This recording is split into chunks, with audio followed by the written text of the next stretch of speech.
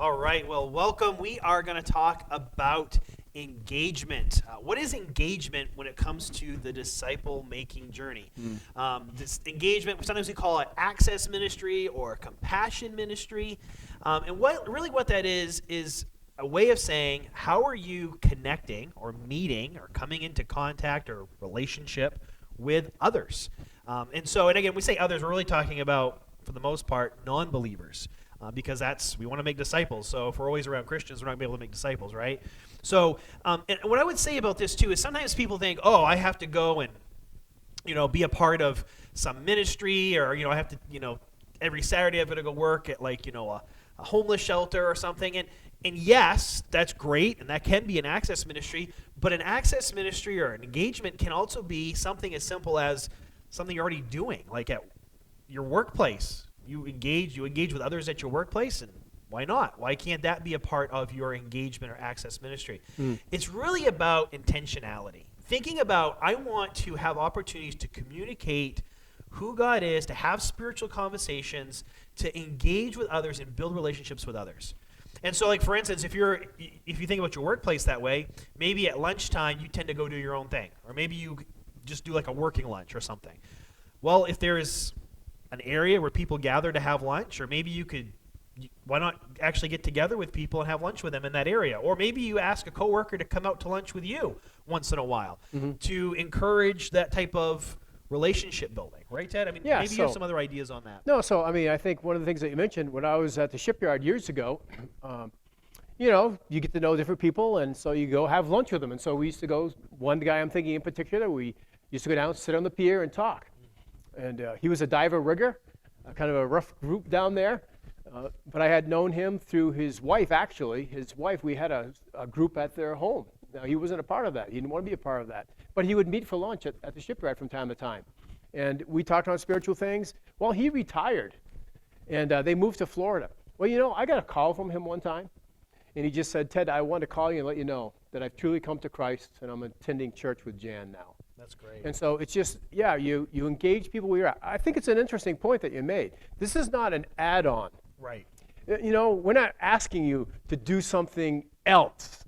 Right. We're just saying, hey, listen, think about disciple making within the sphere of your influence already. Yeah. But like you said, though, sometimes the Lord might say, oh, I want you to go in this particular ministry over here in this direction. Right, he may. Yeah. Exactly. I mean, for instance, I think of something like, maybe you like to hike. Maybe you're a hiker and you like to go on hikes and stuff. We're here in New Hampshire, right? It's a great place to hike. You get the White Mountains and all of that. Well, maybe on the weekends that you take to go hiking, you should invite some other people to go with you and hike with others. Yep. That would be more intentional, right? Instead of just hiking by yourself, say, hey, why don't you come hiking with me? And you have a great opportunity on those hikes to interact and engage and to get to know people and to build those relationships. Yeah, another thing is just getting out in your neighborhood. It's unfortunately, since we've had this, what's called pandemic, with this virus thing going around, that a lot of people aren't outside moving around as much as they used to, and they're starting to do that a little bit more. And so I like to just get out and prayer walk my neighborhoods, and get out there and just see who I can meet. And so, it doesn't mean necessarily adding something else.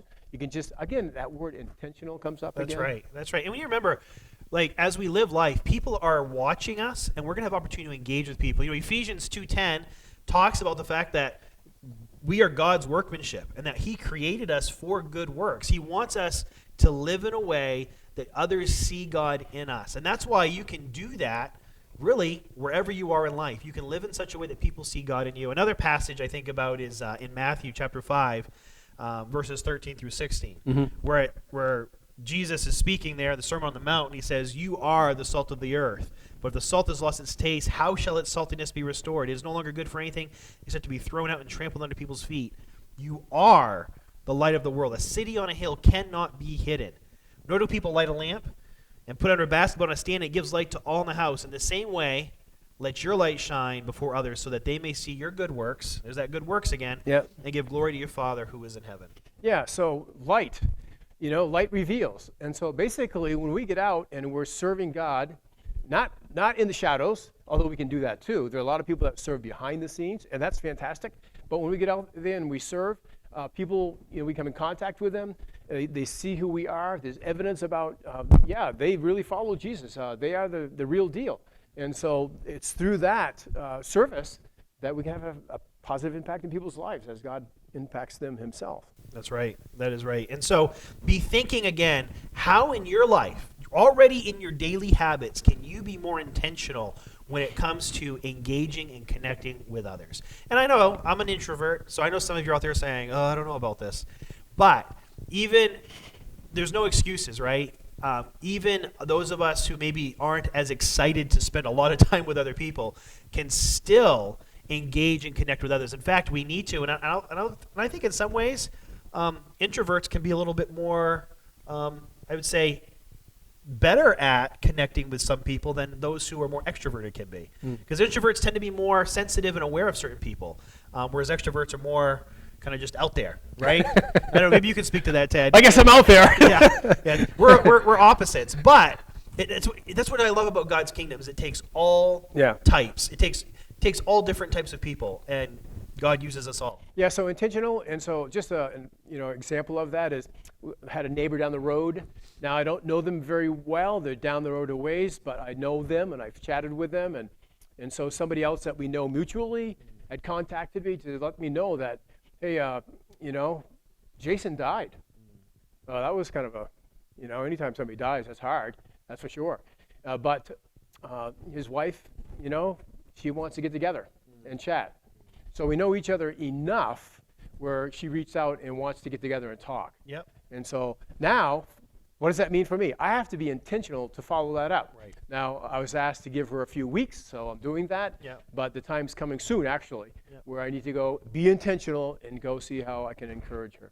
Yeah, and one of the things I think that's really interesting when you read about Jesus and his life is how intentional he was in what he did and in spending time with people. And Jesus was all about that and serving people, and oftentimes serving people that were different than him. Sometimes we think about serving and connecting with people who are like us. Yeah. Well, Jesus didn't do that. He spent a lot of time with people who weren't, that we wouldn't classify them as being in his kind of class, if you will, right? But Jesus didn't see people that way. And we need to think that way too, right? We need to be careful that we don't develop those stereotypes or those ideas of, well, that person's different than me, maybe culturally, or maybe they, socioeconomic status is different, or whatever it is. We need to realize that God can, again, he uses all types. We need to start to see people through his eyes. Yeah, and the thing about that too is, God's word is clear that we're created in Christ Jesus for good works which God prepared beforehand that we should walk in them. And so God has these works actually for every single believer. That's right. There's nobody excluded here. God has something for believers to do, each one. And so we need to be faithful in that, and it's through that obedience in the work that he has for us that we shine for him. That's right. And that we can have an impact, a positive impact in the world for him and in other people's lives. So it's a matter of, okay, Lord, how do you want me to engage people? And may I be faithful in doing that. And to help you out with that, we want you to look at John chapter 4, verses 1 through 30. So again, this is what we call a discovery group or a discovery Bible study passage where we want you to get together with at least one other person and really go through this passage as part of that discovery group process, that DNA, those questions, which you'll see here on the screen. And again, if you need this modeled for you, if you go back and watch the first episode, if you will, of this series, me and Ted walk through what that looks like to be in a discovery group. So John 4, 1 through 30, and look at how Jesus demonstrates his intentionality when it comes to engaging others. Now, I'd like to add one other thing to that, and that is, as you look at these questions and the way this group is designed and formatted, there's purpose behind it. And so stick with the DNA of the group. Don't change things, because we want to see this multiply. If you don't stick with the DNA, the group won't multiply. So we'd like to encourage you in that area.